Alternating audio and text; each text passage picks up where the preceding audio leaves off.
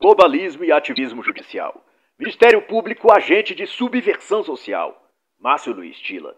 O tema desse livro é o ativismo judicial. Mas o autor vai dirigir sua análise para além do território nacional, escrutando as ações e os efeitos globais de entidades internacionais aliançadas em propósitos com os agentes e instituições da administração pública, promotores de justiça, procuradores da República, juízes, tribunais e toda essa estrutura de poder ideologicamente mantidos pelos metacapitalistas, ou players globais, como se convencionou chamar nos anos recentes. O autor é promotor de justiça de Minas Gerais e escritor, e um empenhado estudioso de temas filosóficos e de psicologia social. E a consideração inicial do autor é de que a cultura de um povo é fruto de sua cosmovisão. E mais do que isso, ao longo da história dos povos essa cosmovisão muda, e essas mudanças ou passagens da cosmovisão greco-romana para a cristã, ou da medieval para a do racionalismo iluminista, ocorreram como resultados de eventos históricos multifatoriais, porém sem que tivessem sido deliberadamente programadas. Mas o mesmo não ocorreu na mudança de cosmovisão, vai dizer o autor, para a visão moderna e também pós-moderna. De acordo com Márcio Tilla, essas foram maliciosamente planejadas. Nas palavras do autor, a cosmovisão do século XX, da qual o século XXI é a extensão, foi planejada e deliberada. Obra do esforço de destruição da cultura ocidental, a arte, a política, a filosofia, a religião.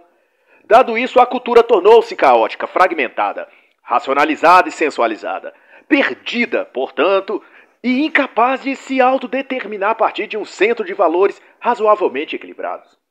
E para mais além, é da opinião do autor que o Ministério Público composto de procuradores, promotores, juízes e tribunais absorveram toda essa visão e conduta social globalista e hoje atuam como patrocinadores, divulgadores ou os próprios agentes da Revolução Social sombreada pelo projeto de governo mundial. E até a página 28, Luiz Tilla vai elencar algumas das colunas ideológicas do movimento globalista. Num curto resumo, ele explica o que são e o que fazem Rothschild, Rockefeller e as fundações e entidades filantrópicas ou de ativismo ambiental que eles dirigem e patrocinam. Sobre a família Rothschild, por exemplo, o autor vai dizer que se trata de uma dinastia metacapitalista, baseada nos laços familiares e poder financeiro. O propósito hoje já alcançado pelos Rothschild é o controle de todos os bancos centrais do mundo. O patriarca idealizador do projeto de poder da família Rothschild, Meyer Amschad, dizia, antes de falecer, se eu emitir e controlar o dinheiro de uma nação, pouco importa quem edita ou vota as leis. Sobre os Rockefellers, Tilla vai destacar que são do ramo de petróleo e pretende criar no mundo um império governado por uma elite de poderosos. Para os Rockefellers, um governo único global e o mundo todo debaixo de uma Constituição Mundial, de um exército ou de uma polícia global, e todos orientados por um mesmo conjunto de princípios éticos e filosóficos. Esta é a melhor forma de acabar-se com as guerras e divisões que geram fome e desigualdades. Isso na concepção dos Rockefellers. E nesse espectro de considerações, algumas obras podem iluminar ainda mais tanto o tema das famílias Rothschild e Rockefeller, quanto a questão anterior das mudanças de cosmovisão, sobretudo na arte e cultura moderna. E pós-moderna, claro. São estas A Civilização do Espetáculo, de Mário Vargas Llosa, Qualquer Coisa Serve, de Theodor Dalrymple, A Verdadeira História do Clube Bilderberg, de Daniel Stirling, e Introdução à Nova Ordem Mundial, de Alexandre Costa. Recomendo todas essas obras. E o interessante reflexão do autor será que, estimulados pelo senso comum criado desde o início da Guerra Fria, há uma crença generalizada de que o mundo capitalista e o mundo comunista são inconciliáveis e, portanto, não se coadunam, não se comunicam entre si. Mas, para responder essa questão, Márcio Tilla vai ponderar, a partir da página 24, que capitalistas não são necessariamente liberais. O estilo de fazer negócio dos megacapitalistas, como Rockefeller no petróleo ou os Morgans no setor bancário ou o Carnegie no setor de aço, movimentam as engrenagens da democracia e do mercado financeiro para criar um sistema totalitário que passa pelo controle dos meios de comunicação, da política e da própria economia, ipso facto. E a forma como o ajuste entre um e outro é feito consiste em os megacapitalistas financiarem os políticos e também os seus programas de governo. Em contrapartida, os governos asseguram a estes megacapitalistas reservas de mercado e benefícios fiscais, além de serem cercados de medidas legislativas protecionistas. E de acordo com Tiller, esse ambiente burocrático é propositalmente feito para encobrir e disfarçar a complexa rede de operações manipulatórias e jogo de poder, que se dá por trás das cortinas. E ele, o autor, vai destacar o fato, hoje consabido, que os mesmos grupos corporativistas do mercado financeiro em Wall Street apoiaram com generosos recursos tanto a Revolução Bolchevique quanto os que atuavam pelo capitalismo e livre mercado do outro lado. E Olavo de Carvalho define isso com o termo Império do Capitalista Fascismo. No capítulo 2, então, ao tratar sobre subversão, o autor vai explicar que comunistas e megacapitalistas são aliados. Desenvolvem estratégias diferentes, porém cooperativas entre si, na arte da guerra da subversão cultural. E nessa guerra de subversão cultural, contra a sociedade, 4 etapas são requeridas: a desmoralização, a desestabilização, a crise e a normalização.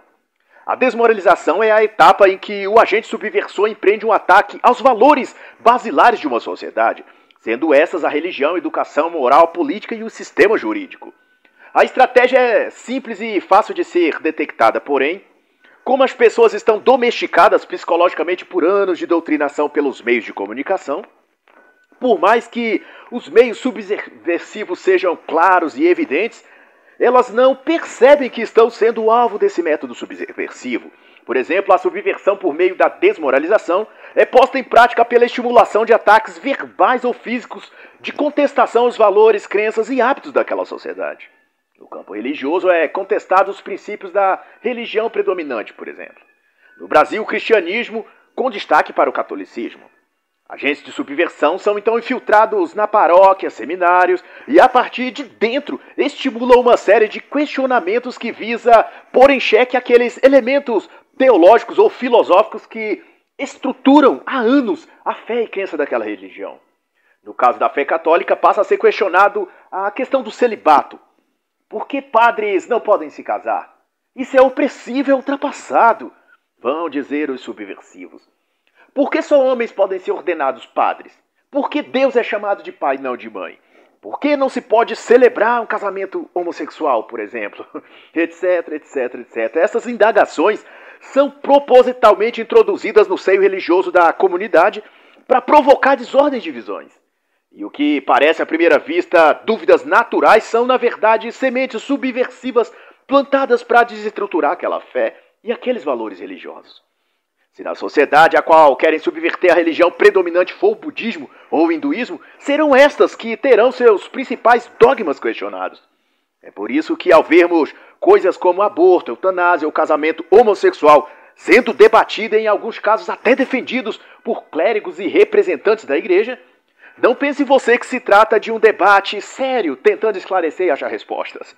Trata-se, na verdade, de uma semente do mal sendo regada e cuidada para gerar frutos subversivos e destruir a base religiosa daquela religião e da sociedade, por consequência. O mesmo ocorre quando se vê debater o uso de armas de fogo por agentes policiais ou pela população. Ativismo ambiental, alegando proteção aos índios ou à floresta, ou questões como a que surgiu em agosto de 2020 no contexto do Dia dos Pais, em que propagandas e comerciais suscitaram debates em torno do que seria ser pai no século XXI. E para estimular o suposto debate saudável de ideias, veiculou-se na mídia tratativas em torno da adoção de filhos por casais transgêneros. Uma certa trans famosa aí no Brasil foi nessa ocasião coroada pela mídia como pai do ano, por haver junto à sua companheira adotado um filho. A desmoralização, vai dizer Tiller, se infiltra na sociedade destruindo suas convicções morais, intelectuais e religiosas.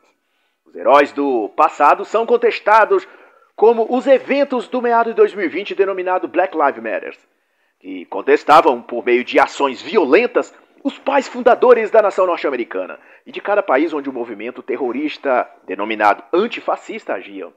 No Brasil, por exemplo, estátuas como de desbravadores bandeirantes chegou a ser ameaçado de serem derrubados. E nos Estados Unidos e Europa, vários monumentos históricos e esculturas em espaços públicos foram destruídos pelos antifascistas, sob a alegação de serem representativas do racismo e da opressão do homem branco dominador, etc. E Márcio Tila também destaca no processo de desmoralização pelo método subversivo a guerra contra o sistema penal e os agentes de polícia. Manipulados pela mídia, as instituições de polícia são atacadas covardemente sob o pretexto de revisão e aperfeiçoamento de suas táticas de abordagem, alegando-se que a polícia é truculenta, violenta e emocionalmente desequilibrada. E devido a isso fomentam então nos meios de comunicação um teatro onde especialistas fingem discutir profundamente esses temas e no fim só fingem de convencidos de que a polícia tem de ser reestruturada. E foi pautado nesse tipo de argumento e pressão da mídia que em julho e agosto de 2020 as academias de polícia de toda São Paulo e outras regiões do Brasil tiveram, por força do poder jurídico, de remover do seu quadro técnico alguns movimentos de imobilização de agressores, como a conhecida técnica de jiu-jitsu chamada Mata-Leão. E basta juntar as peças e se verá o quadro completo a qual pretendem.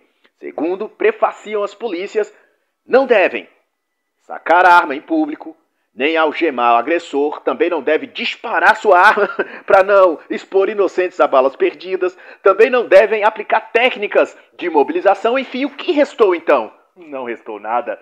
Não restou alternativa nem meios para o policial atuar contra o crime. E o resultado óbvio é que a força policial fora transformada em bonecos fardados, onerando os cofres públicos.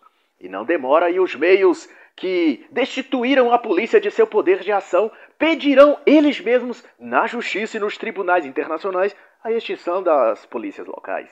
E se cumprirá então o sonho de consumo da própria ONU, que desde 2012, como descreve em reportagem no site naçõesunidas.org ou em 2016 no site da istoé.com, que o Conselho de Direitos Humanos da ONU recomendou ao Brasil que desmilitarizasse a polícia brasileira. E num segundo e final ato, a extinguir-se definitivamente. Quanto à desestabilização, nesse estágio se produz uma intensificação dos conflitos já iniciados na etapa da desmoralização. E aquilo que era antes pautado na discussão, agora é levado às últimas consequências, especialmente nos esquemas que a mídia dará bastante ênfase, a polarização. O próprio termo será exaustivamente explorado pelos meios de comunicação que jogará um grupo contra o outro, brancos contra negros, gays versus héteros, homens versus mulheres, pais contra filhos, tudo para manobrar a sociedade e mantê-la reféns do antagonismo sem fim. É nesse estágio que se reivindica por meios judiciais a inclusão representativa dos mais variados grupos e surge, com todo ar de legítima causa política, humana e também social, os pedidos via judiciação de cotas para trans na política, cotas para egressos do sistema penitenciário em empresas públicas e privadas, banheiros trans nas escolas, cotas para mulheres ou mães solteiras em concursos públicos. Tudo não passa de um ataque desestabilizador para não permitir que a sociedade tenha paz. Porque na paz, as pessoas podem se unir contra o inimigo comum e poderiam vir a descobrir que seu grande inimigo são eles, os agentes subversivos, que operam para destruir suas famílias, comunizá-las, escravizar a sociedade. O globalismo, o comunismo, o progressismo, o positivismo ou qualquer outro nome que se queira chamar, mas que são no fundo a mesma coisa, morte e destruição. Quanto à crise, por conseguinte, esse método subversivo tem a função quase que exclusiva de elaborar um clima de caos, especificamente entre os poderes institucionais. Ela não visa o micro-organismo social, mas o macro-poder, o legislativo, o executivo e o judiciário. E nessa fase a subversão é pautada por meio da instauração de uma aguda e crescente crise entre a presidência da República, o Congresso e a Suprema Corte. No caso do Brasil, claro, onde existe a tripartição do poder. Com isso, o ambiente político mergulha no caos. E o caos político gera um caos social. O caos social traz insegurança jurídica. E todos esses juntos mergulham o país numa crise econômica e falta de representatividade. Onde, para sanar a crise, serão acionados poderes internacionais, que operam por mãos da ONU, da Unesco, da OMS. E o país, então, perde sua soberania e as instituições internacionais assumem o controle total da nação, numa espécie de colonialismo moderno. É por isso que os meios de comunicação, sendo o braço visível da subversão, dão coro a toda e qualquer frase, palavra ou Twitter postado por Bolsonaro ou por Trump, por exemplo, e em seguida potencializam algum detalhe que pode gerar controvérsia, e em seguida atiram isso como munição contra o presidente da Câmara ou do Senado, ou então contra algum dos ministros do STF. É que para manter a chama da crise acesa, a crise institucional, é preciso que os três poderes se mantenham em perpétuo ódio e guerra um contra o outro. É assim que atua a crise subversiva. E por último, a normalização. De acordo com o autor, a etapa final e conclusiva da subversão, quando, enfim, a própria sociedade confusa, exausta, psicologicamente carente de liderança e de representação, clama então por uma voz que a guie na tempestade. É este o elemento final para o estabelecimento do governo mundial. A grande crise culmina, portanto, para a instauração do reino do anticristo, da nova ordem totalitária global. E citando o professor Olavo de Carvalho sobre os 5 passos do processo subversivo, de como se espalham no inconsciente coletivo e de como se estabelece na sociedade, Márcio Stiller vai dizer que, em primeiro, o movimento revolucionário mundial é fortalecido e ampliado mediante elaboração feitas 10, 20, 30 anos antes por intelectuais esquerdistas de maior peso. Segundo, essas propostas passam então para o crivo das grandes corporações e organismos internacionais. Daí, planejadores sociais dão a elas o formato operacional para camuflá-las de uma aparência concreta e aceitável na sociedade. Número 3. Essas propostas são, então, espalhadas pelo mundo por meio de livros, artigos, filmes e apresentadas como iniciativas independentes, mas financiadas por estas mesmas corporações. Em quarto, por meio de ONGs e outros meios de ativismo, essas ideias e propostas são disseminadas primeiro nos círculos acadêmicos ou intelectuais, que retransmitem aos estudantes e à mídia sob um aspecto científico. E, por último, o quinto, é a etapa onde os agentes políticos, como militância partidária, influencers de YouTube e legisladores, transformam essas propostas em causa político-social e geram uma demanda e daí produz leis e instituições que respaldarão tudo isso. E toda essa cadeia de eventos é tão eficiente que, ao chegar à última etapa, aqueles que financiaram e aqueles que orquestraram todo esse movimento já se tornaram invisíveis. Toda a discussão passa a ser encarada pela população em geral como mudanças vindas da própria população, como um fluxo normal e espontâneo da vida. E ninguém mais será capaz de ligar os fatos à sua origem primária, nem àqueles que as planejaram, financiaram e colocaram em operação. E para concluir, então, Márcio Stiller vai dizer que, citando ainda o professor Olavo, quando as consequências dessas coisas, porventura, se revelam catastróficas, a culpa pelo erro já está tão disseminada pela sociedade que toda tentativa de rastrear e responsabilizar os autores das propostas iniciais começa a parecer tão rebuscada que será vista por todos como teoria da conspiração. E introduzindo então o assunto Ministério Público, a partir da página 67, Stiller vai apontar que essa instituição, o MP, o Ministério Público, ganhou poder e prestígio após 1988 com a Constituição Brasileira. O autor faz refletir, além disso, que a evolução do Ministério Público não foi obra do acaso, nem da improvisação. Para Stiller, a elaboração do texto legal disposto no capítulo 4, seção 1 da Constituição, foi um projeto preparado com conhecimento e intenção para forjar ao Ministério Público um caminho que se admitisse a introdução de um perfil ideológico forte e alinhado às causas sociais. Até então, cada Ministério Público do país estava entregue às suas próprias ideias, estratégias, interesses e metas. E nas palavras do autor, na página 71, o Ministério Público Nacional era uma coxa de retalhos mal remendada. A intenção era então criar uma espécie de consciência nacional em torno de um modelo ideal da instituição. Promotores paulistas então passaram a organizar fóruns e grupos de estudo que acabou por influenciar fortemente a CONAMP, que era a Confederação Nacional do Ministério Público, que, embora reunisse os presidentes de associações e o Colégio Nacional de Procuradores Gerais, não possuía representação política ou social de fato. E deu-se início, então, a um intenso trabalho de aumentar o poder e a autonomia política do Ministério Público, e com isso influenciar tanto a sociedade quanto a própria política. E o primeiro passo foi, então, estabelecer uma campanha midiática para conquistar a simpatia do público. E passou-se então a difundir por todo meio possível a propaganda "o promotor é o defensor do povo". E daí passou-se a cobrar maior poder e independência destes promotores em relação aos governos estaduais e federais. Com isso, a promotoria pública foi ganhando espaço e a características de órgão separado do governo. Foi então que, de acordo com o descrito pelo autor nas páginas 74, 75 e 76, que os promotores paulistas realizaram em meados de 1985 o maior congresso do Ministério Público do país. Foi o 6º Congresso Nacional de 26 a 29 de junho de 1985, com a participação de 1.927 promotores de todo o Brasil. E a temática debatida foi competências dos procuradores-gerais da Justiça, prerrogativas funcionais e a posição da instituição no quadro dos 3 poderes da República. Como fruto desse congresso, se elaborou um documento chamado a Carta de São Paulo, que proclamava que o Ministério Público tem por destino repercutir as aspirações populares e que, portanto, reivindica para si a responsabilidade de ser o sustentáculo da democracia.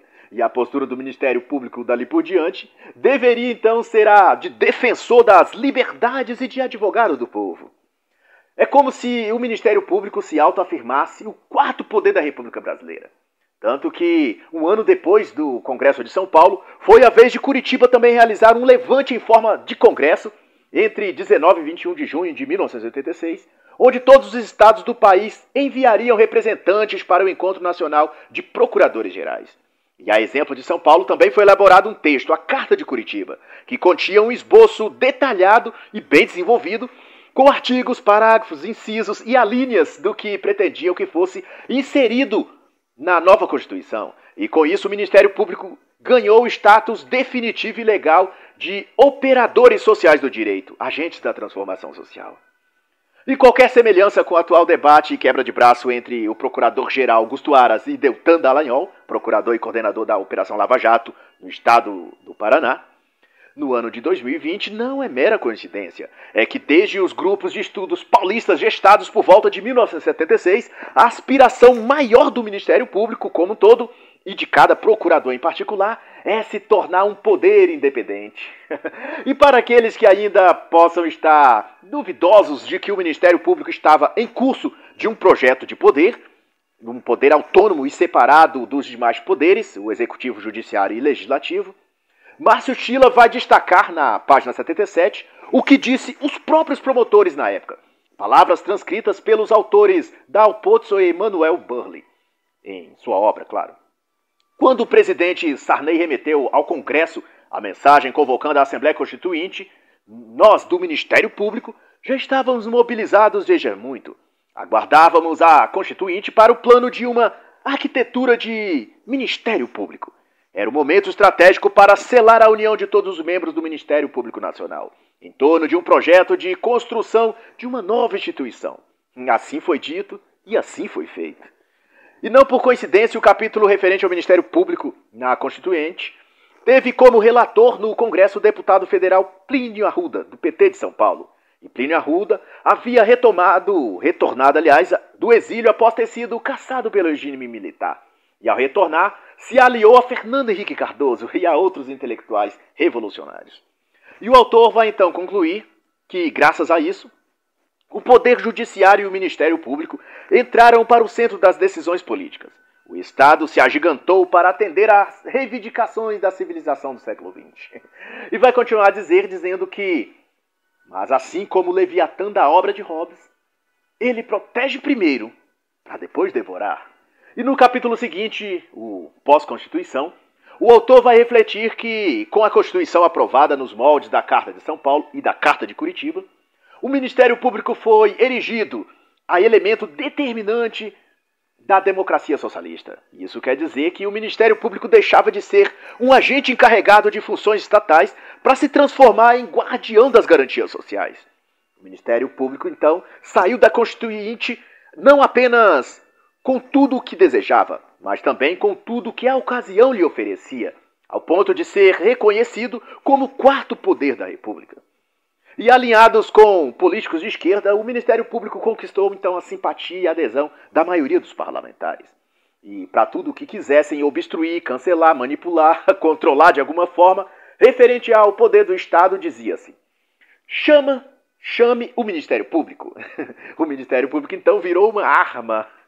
E para elecar o pressuposto de que a instituição do Ministério Público aliançou-se a projetos globalistas, e passou a atuar segundo essa agenda, Márcio Chila vai concatenar que, graças à Constituinte moldada pela Carta de Curitiba, o Ministério Público foi demovido de sua moldura original para, de acordo com o Chila, se transformar na maior força ativista do país, em estreita colaboração com interesses globalistas da ONU e das fundações internacionais.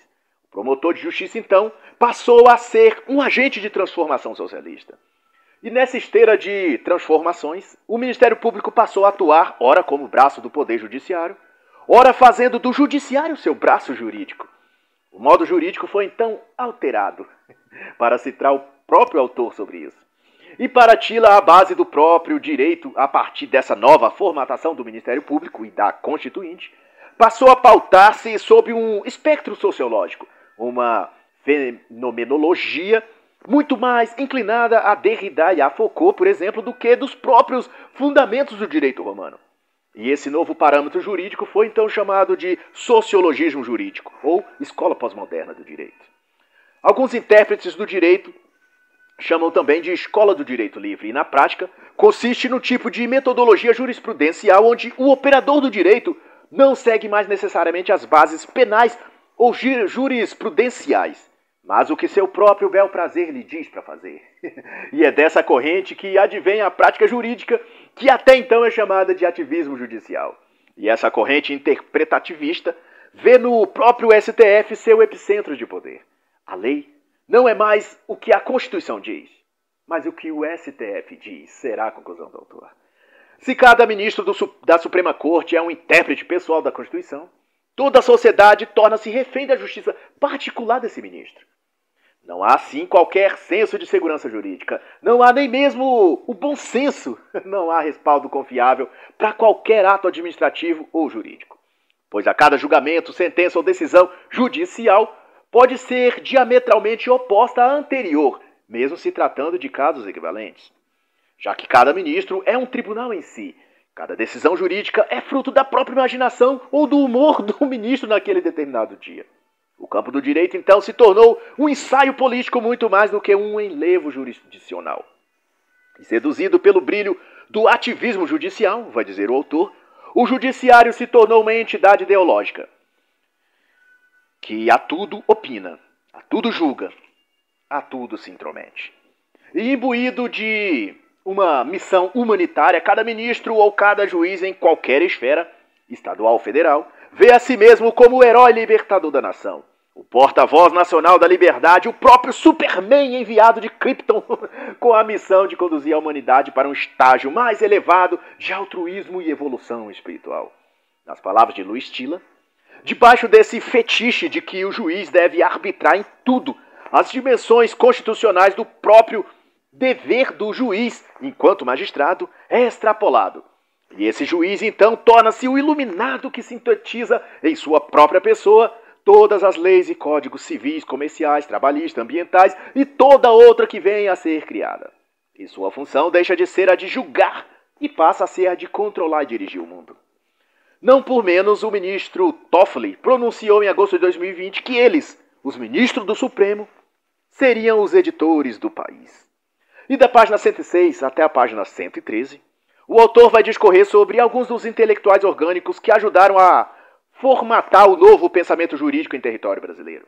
As ideias produzidas anos antes, como produto da estratégia de subversão ideológica, foram usadas e difundidas por esses intelectuais brasileiros do campo jurídico, como se fossem teses e ideias deles mesmos, mas porém tinham saído todas do forno mega capitalista das grandes corporações. Cândido Rangel Dinamarco, por exemplo, jurista brasileiro, sistematizou o sociologismo jurídico, nos moldes como viu e presenciou na Itália. Segundo ele mesmo admite, Dinamarco propôs, por meio de artigos, teses e livros, que a atividade judicial não pode ser um fim em si mesmo, mas um meio para atender às necessidades do povo. Os poderes conferidos ao juiz, portanto, deve buscar dar respostas aos anseios sociais. E essa concepção do trabalho do judiciário introduziu na atividade judicial o que hoje chamamos de ativismo judicial, que tratou-se, num primeiro momento, da penetração do poder jurídico na esfera política. E como principal influenciador de Dinamarco, Destacou-se o autor italiano Ferrajoli, conhecido por negar a legitimidade do sistema penal e considerado então o pai do garantismo penal. Destaca nas obras e palestras de Dinamarca o uso reiterado dos termos democracia social e socialismo democrático. Outro nome de destaque no processo subversivo da magistratura foi o do jurista Alípio Silveira. Este buscou nos Estados Unidos e na Europa as principais teses do sociologismo jurídico, em franca ascensão na época, na década de 1960. Silveira criticava com grande fervor o modelo industrial americano e também clamava, aliás, por uma atuação social do poder jurídico. Segundo ele, o judiciário precisava trazer justiça e voz aos proletários, e lançava a culpa de todos os males da pobreza, desigualdade, injustiças sociais aos tribunais conservadores norte-americanos. Era preciso conter também no Brasil, dizia ele, o conservadorismo dos legisladores. E na mesma década de 60 também atuavam na militância jurídica de esquerda dois importantes nomes, Orlando Gomes e André Franco Montoro. Esse último foi o grande responsável por conduzir a Igreja Católica, sobretudo os jovens, a ingressarem na militância política de esquerda. Foi ele quem reformulou as estratégias de ação política da JUC, Juventude Universitária Católica, da JOC, Juventude Operária Católica, e da ACB, Ação Católica Brasileira. E Montoro chegou a ser ministro do Trabalho e Previdência Social no governo de João Goulart. E de acordo com Márcio Tila, foram as ideias e proposições destes homens, Dinamarca, Alípio Silveira, Orlando Gomes e Franco Montoro, que moldaram o quadro ideológico no qual o Ministério Público construiu sua pauta, a qual culminou na Constituição de 1988. E tudo isso era adornado por alegações e defesas apaixonadas pela causa marxista. Autores e defensores do sociologismo jurídico escreviam entusiasmados em revista da época, como a famosa produção jurídica chamada Revista Justitia, e nesta dizia coisas como as referidas na edição número 61. A Revolução Industrial fez florescer o capitalismo, e com este o acúmulo de riqueza. Com a riqueza, a divisão da sociedade em classes. De um lado, os fortes e poderosos, e de outro, os economicamente fracos. Paulo Salvador Frontini, outro colunista da revista, também escreveu na mesma edição de número 61. O Ministério Público se apresenta como admirável instrumento na luta pela justiça social. E para se ter ideia do quão nociva e para qual direção ela apontava, já na época, em 1969, na edição número 64, a revista Justitia trazia um artigo escrito por João Batista Morim, em que defendia, justificava e saudava um governo único mundial. E no número 68 de 1970, um artigo de Inácio Angarita da Silva, na época chefe do Departamento de Ciências Sociais da Fundação Getúlio Vargas, defendeu e exaltou sobremaneira o trabalho e obra de Marquise.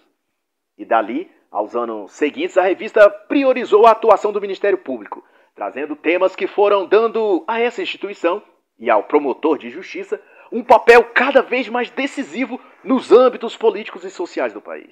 E com isso, os temas debatidos nas edições subsequentes foram o Ministério Público no processo penal, o Ministério Público na defesa social, o Ministério Público nos temas ambientais, o Ministério Público na criminalidade, o Ministério Público na ressocialização de menores, etc. Como se pode ver, a instituição do Ministério Público foi alçada à condição de juiz e árbitro das principais questões do país. Era, de fato, um quarto poder. Ele deveria opinar e construir soluções para absolutamente todos os problemas do país.